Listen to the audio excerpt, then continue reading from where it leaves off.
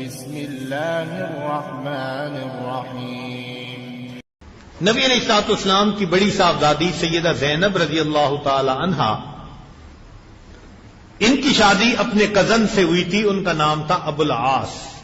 ایک موقع پر ابو العاص نے ان کو اجازت دے دی کہ آپ چاہیں تو میرے پاس مکہ مکرمہ میں رہیں اور چاہیں تو مدینہ ہجرت کر کے چلی جائیں۔ تو سیدہ زینب رضی اللہ تعالی عنہا نے ہجرت کا ارادہ فرما لیا۔ چنانچہ انہوں نے اپنے بھائی کنانا کو کہا کہ ان کو تم مدینہ کی طرف چھوڑ کے آؤ۔ ادھر سے نبی علیہ الصلوۃ والسلام نے بھی صحابہ کو بھیج دیا تھا جو مکہ سے تھوڑے فاصلے پر انتظار میں تھے۔ چنانچہ سیدہ زینب رضی اللہ تعالیٰ عنہ تیار ہوئی۔ جب مکہ سے باہر نکلنے لگی تو کافروں کو پتہ چل گیا۔ ابو سفیان اس وقت سب سے زیادہ خفا ہوا کہ یہ تو قریش مکہ کی بڑی بے عزتی ہے کہ مسلمانوں کے پیغمبر اسلام کی بیٹی دن دہاڑے اتنی جرت کے ساتھ چلی جائیں اور ہم اس کا راستہ نہ روک سکیں۔ چنانچہ وہ آیا کہ ہم ان کو جانے نہیں دیں گے۔ اس موقع پر ایک نوجوان تھا، حبار ابن الاسود اس کا نام تھا، وہ رشتے میں کزن بنتا تھا سیدہ زینب رضی اللہ تعالی عنہا کا، اور جتنے قریبی رشتہ دار ہوتے ہیں نا، موقع پہ کئی مرتبہ تکلیفیں دینے کا وہی سبب بنتے ہیں۔ اب یہ آ گیا اور اس نے آ کر کیا کیا کہ سیدہ زینب رضی اللہ تعالیٰ عنہ کی جو سواری تھی اس کے پاؤں پر، ٹانگ پر اس نے وار کیا۔ جب سواری پر زخم لگا، وار ہوا تو اونٹنی بدکی اور سیدہ زینب اونٹ کے اوپر سے نیچے آ کر گری۔ اس وقت امید کے ساتھ بھی تھی، نیچے چٹان پتھریلی زمین تھی۔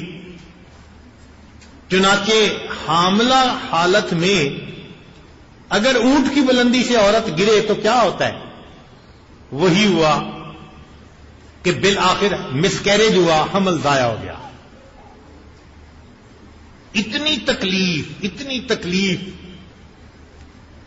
خیر، ابو سفیان نے کہا کہ بھئی آج ان کو تم واپس لے جاؤ اور کل چپکے سے ان کو یہاں سے نکال دینا، ہم پھر اس وقت اس کا راستہ نہیں روکیں گے۔ بات کرنے والے کو اتنا تو کہہ دیں گے نا کہ ہاں ہم نے ایک مرتبہ ان کا راستہ روکا تھا۔ چنانچہ سیدہ زینب رضی اللہ تعالی عنہا کو اس تکلیف کی حالت میں مکہ مکرمہ سے مدینہ کا سفر کرنا پڑا۔ اس زمانے میں 15 دن لگا کرتے تھے سواری پر۔ سوچیں، ایسی تکلیف اور پھر مشقت بھرا سفر۔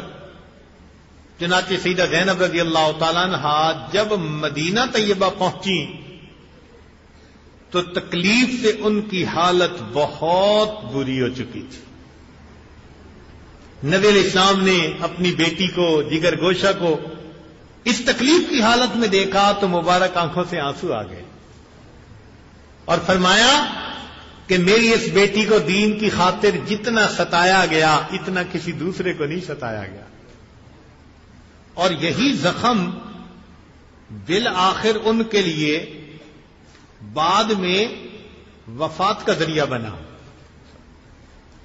اب سوچئے کہ جس بندے نے ایسا زخم لگایا کہ بیٹی کی موت ہو جائے، وہ کتنا بڑا دشمن ہوتا ہے۔ بندے کا بس چلے تو کیا کرے اس کے ساتھ؟ جی تو یہی چاہتے ہیں نا کہ گلا گھونٹ دے، اس کا سر اس کے جسم سے جدا کر دے۔ لیکن ہوا کیا کہ جب مکہ فتح ہوا تو حبار ابن الاسود اس کو اپنے کیے کا پتہ تھا۔ وہ جدہ کی طرف بھاگا کہ میں کسی دوسرے ملک چلا جاؤں۔ راستے میں خیال آیا کہ میں نے کیا سو کیا، مگر سنا یہ ہے کہ مسلمانوں کے پیغمبر اسلام تو بہت معاف کرنے والے ہیں۔ چلو آزما لیتا ہوں. وہ واپس آیا اور نبی علیہ الصلوۃ والسلام کے سامنے آتے ہی اس نے کہا جی کہ آپ مجھے معاف کر دیں، میں نے واقعی بہت برا کیا تھا، میں غلطی تسلیم کرتا ہوں. اللہ کے پیارے حبیب صلی اللہ علیہ وسلم نے اپنی بیٹی کے اس قاتل کے گناہ کو بھی معاف فرمایا. ہم لوگوں سے زبان سے نکلے ہوئے لفظ کو معاف نہیں کر سکتے. وہ جی فلاں نے محفل میں یوں کہا، فلاں نے میرے بارے میں یوں کہا. کوئی لفظ بول دے نا تو ہم سے لفظ برداشت نہیں ہوتے. ایسے دشمنوں کو معاف کرنا تو بہت دور کی بات.